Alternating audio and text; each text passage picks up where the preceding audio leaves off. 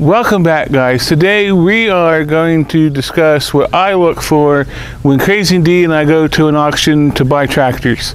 This idea is actually a subscriber's idea. Thank you. I wish I could remember who you were, but thank you anyways. So guys, the thing is that we're going to use the 300 little 300B here behind me, and then I'm going to use the H to kind of show you some of the things. So let's get started and we'll talk about it. Okay guys, first thing I like to look at is actually I kind of walk up to tractor and I start looking at its overall appearance, and then I go to work. From there I kind of look at the tires. Look at the tires fairly as close as I can. Okay, is that something I'm going to have to replace? And I look at the back tires because tires are expensive, guys. There's about between at this lower end, about $600 worth of rubber back here. So that's one thing you want to look at. How much life do those tires have? Those actually have quite a bit. And then the next thing I like to look at is I go down here and I look at the rim and I look around the valve stem. Is it all eaten away? This one's not. If they're eaten away, it means at one point those tires had calcium or have calcium, and calcium, my honest opinion, is evil. But you had to do what you had to do for weight. And then guys, I kind of go to work and I look at things here. So the next thing I kind of look at is how good does it shift pretty good? Does everything move okay? Does the throttle move okay? Then I'll go from there, and if I can, I like to pull the oil stick and look at the oil stick. That oil looks pretty good. It needs change, but it looks pretty good. You want to look for milkiness. That means that these problems. Milkiness means there's water in the oil, and that means either water's gotten in through like the intake or the exhaust, or most likely you have water escaping between the cooling system into the lubrication system. The next thing I like to do, if I can get it to do it, is take that and look in here and try to see if there's water or fluid. Is it water? Is it fluid? Cooling fluid, antifreeze. Then guys, I kind of look at, like here on this loader tractor, I look at the hoses. How bad are the hoses? Is the metal showing like it is here? And like I said, if you look at the hoses, how bad are they? How many are there that are bad? On this unit, there's 4 that needs. I made clear to Crazy D that we're replacing before I even try to use the loader, because I am not being drowned in oil. Other than that, guys, you go, like I said, you go through the gears, you just make sure the gears shift okay, and then you kind of just look at the overall appearance of the tractor. And I do the tires, looking at the tires, I do all 4 tires, looking at them, and these are pretty good. I don't think they're going to be anything to worry about for quite a while.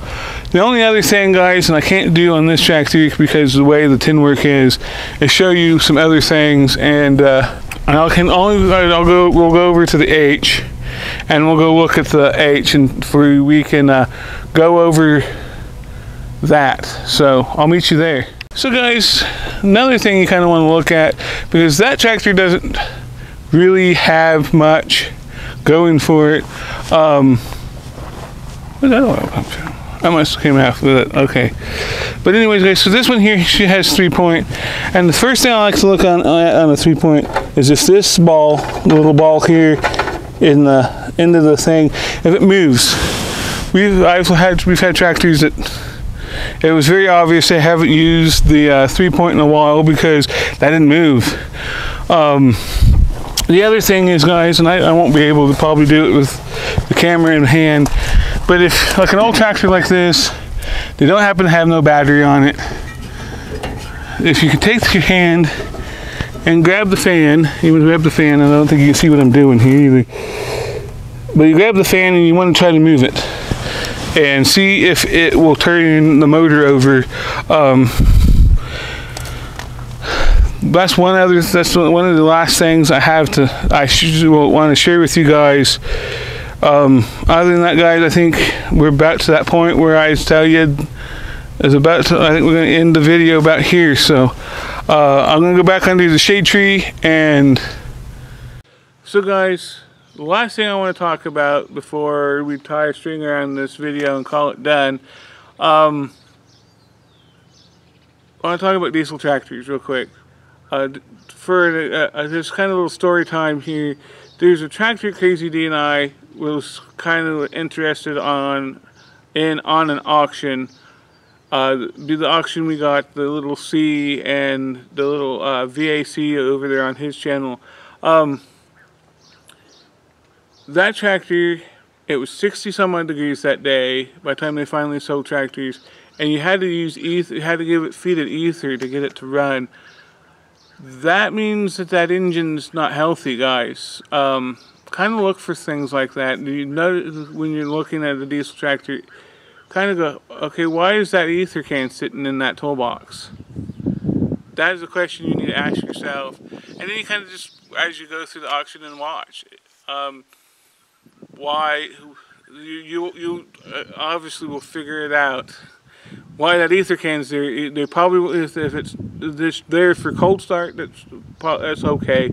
But if they grab it, give it a snort before they can even fire the thing at 60 some odd degrees plus, I'd highly recommend you to not buy that tractor.